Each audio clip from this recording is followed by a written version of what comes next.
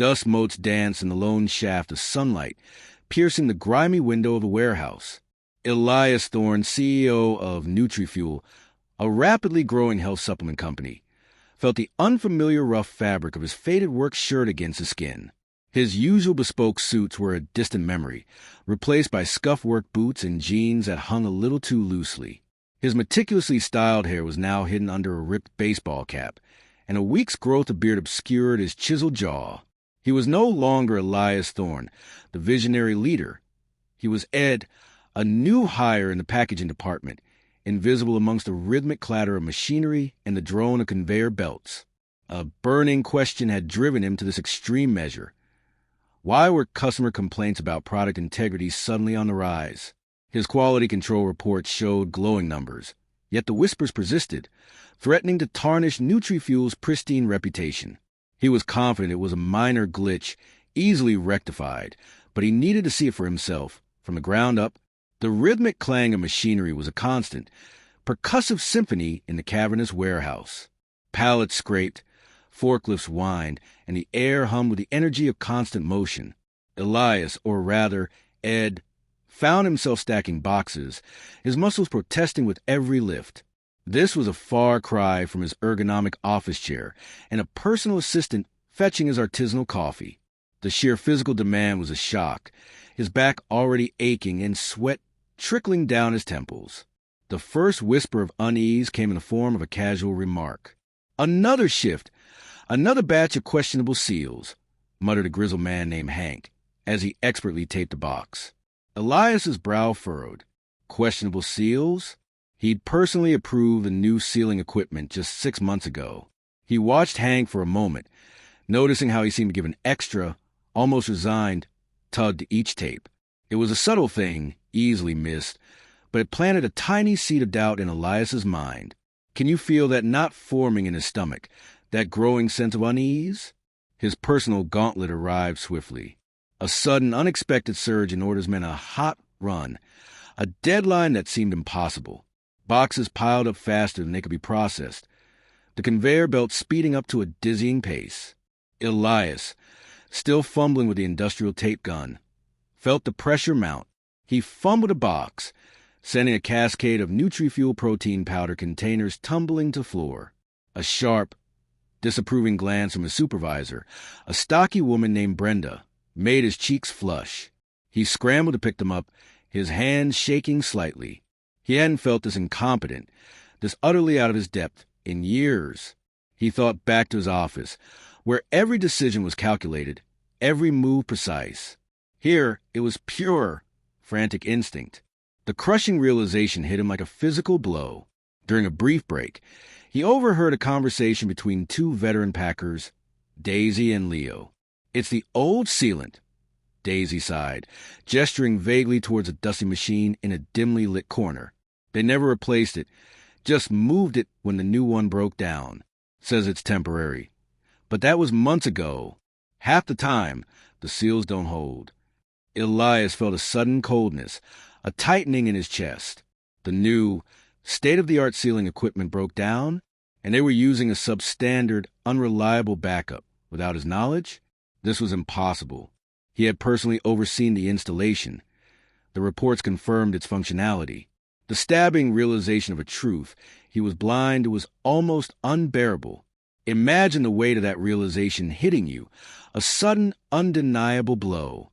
Through genuine, unforced conversations with his newfound colleagues, Elias began to uncover the deep-seated pain.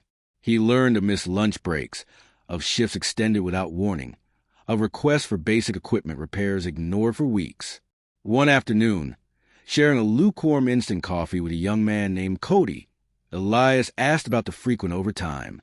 Cody, a loyal, hard-working employee with dreams of saving for college, looked at the floor. "My sister, Maya, she needed an emergency procedure last month.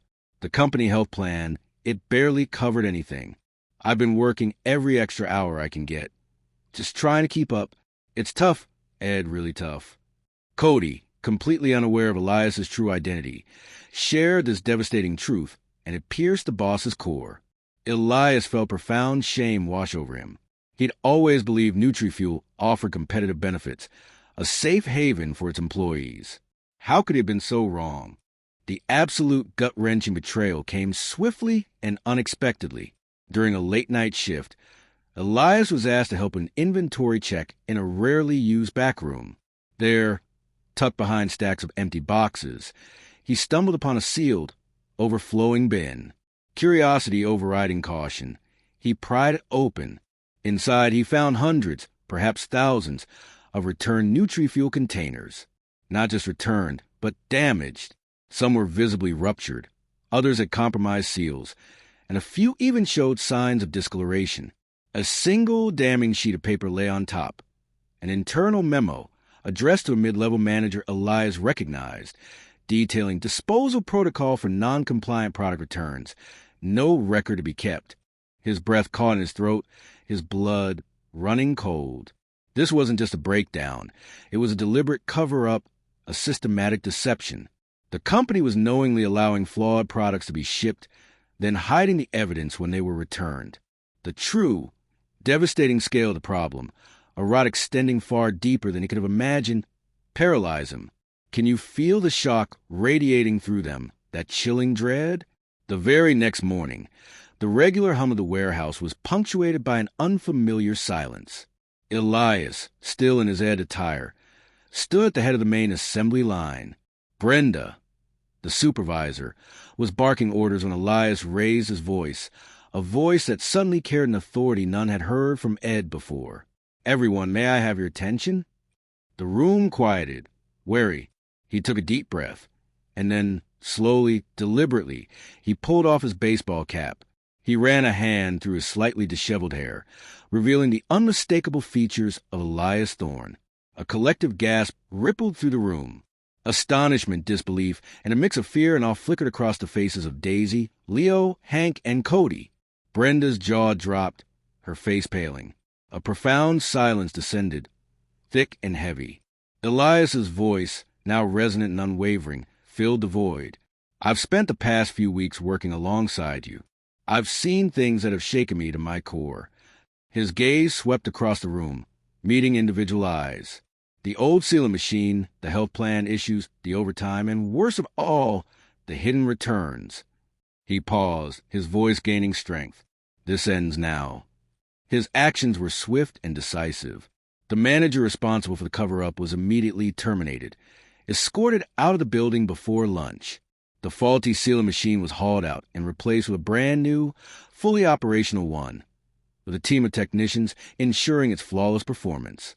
A company-wide meeting was called that afternoon, where Elias, now back in his suit, but with a new gravitas, announced a complete overhaul of the employee health benefits, significantly expanding coverage and reducing out-of-pocket expenses.